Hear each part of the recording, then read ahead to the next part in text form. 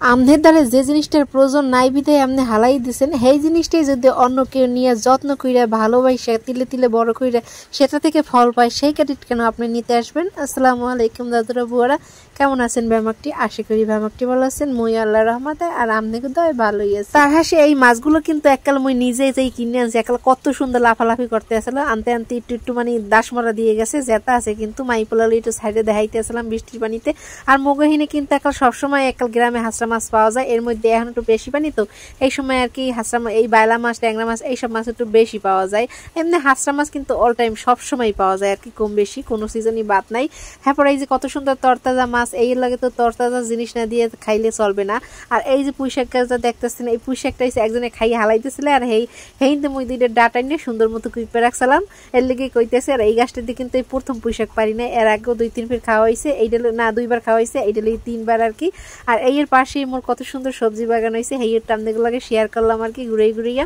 এই মোর বরবটি গাছ আছে, পেঁপে গাছ আছে, চাল কুমড়া গাছ আছে। আর চাল কুমড়া গাছে কিন্তু ওই একটা চাল কুমড়া হয়েছে, এই এবার একটু জুম করে দেখাই দিলাম। আর পাশে কিন্তু সুন্দর একটা ফুল গাছ আছে, জবা ফুল গাছ।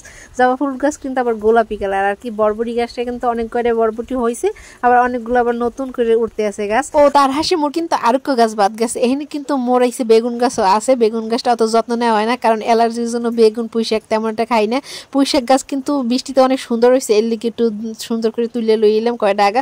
অনেকদিন পর্যন্তই খামো কিন্তু অ্যালার্জির লোকে কিছু তরকারি খাইতে আসলাম না।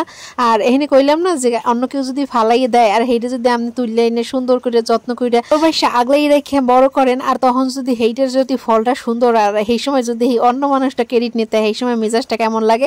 যাই হোক, ওদিকে আর মেজাজ বাড়াইয়ে কোনো লাভ নাই, এদিকে আমি রান্দায় চললেই আর কি।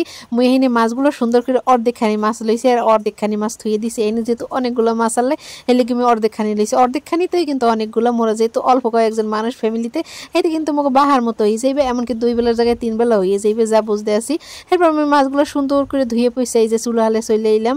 আর মোরা কিন্তু মাটির চুলায় রান্ধি, যেহেতু চুলার পাশে একটু কালিকুলি থাকে, প্রতিদিন তো আর লেপা হয় না, এহাই তো এমনি বৃষ্টি আষাঢ় মাসের দিন আর কি। আপনি চাইলেও ক্যালকালাই চুলা হাল লেপ পারবেন না। মুই কিন্তু কত সুন্দর একটা নতুন চুলা হাল পাইতে থুয়ে দিছি, কিন্তু চুলা হালে যাইতে পারি না বৃষ্টি কাদার লইগে আর কি, বৃষ্টি উপরে দিয়ে পড়তে থাকে।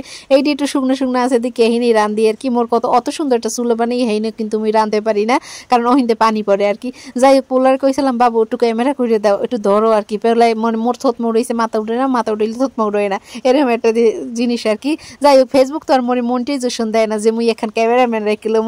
ওদিকে হ্যাঁ চাষি যে এই যে চুলা হালে বইয়ে গোস্ত রান্তাছে, হেইও কিন্তু পোলাই উড়িয়ে দিছে। মুই কিন্তু গোস্ত রান্ধি নাই, আপনারা আবার মোরে হেই কই না যে গোস্ত রাঁধছেন, হ্যাঁ তো দেখাইলেন না আবার। যাই হোক, একটু মজা করলাম, আপনারা আবার সিরিয়াসলি না। আর এদিকে আবার এই যে মাছ উল্লাইতে যাই দেখি যে না একাইতে ক্যামেরা ধরলে তো মাছ উল্লাইতে মনে হয় তো বাইলা মাছ এককাল নরম ত্যাকতিক খেয়ে, হ্যাঁ আবার যদি ঠিকঠাক মতো না উল্লাইতে হেলা এবার হইবে না, এর লেগে ক্যামেরা হান তুই উল্লেই আবার শুট নিলাম আর কি। আর এই জায়গায় যে পুলিশে অল্প কয়টা একটা ডাটা দিলাম, আর মুই হেন তো মাছের ভিতর অনেক বেশি দিতে পারবো না, হেল তার মাছটা স্বাদ লাগবে না, এর লেগে আর কি 3টা আগা মুই আর কি দিয়ে দিলাম পুঁইশাকের মধ্যে, মানে যতটুকু প্রয়োজন অতটুকুই মুই আর কি দিলাম আর কি।